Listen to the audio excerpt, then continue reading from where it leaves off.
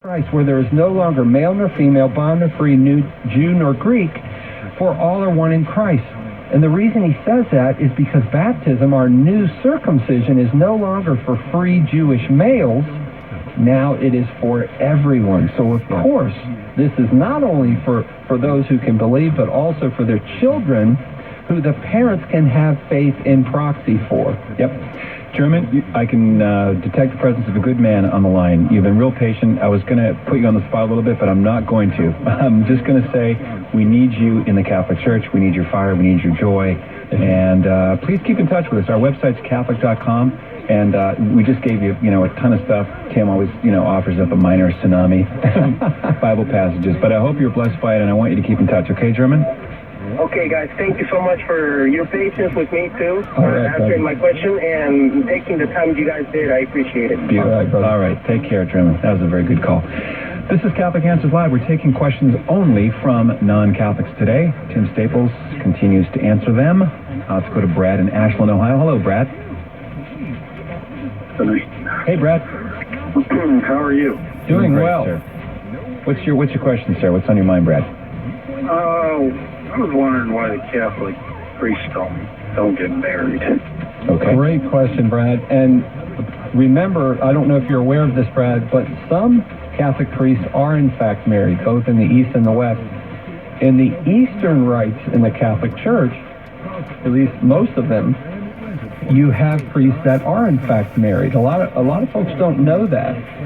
And in the Western Rite as well, we do have exceptions. In fact, Father Ray Ryland, who recently passed away, the late Father Ray Ryland, was an Anglican convert, used to work here at Catholic Answers. Now his son, Tim Ryland, is the editor of our magazine, Catholic Answers magazine.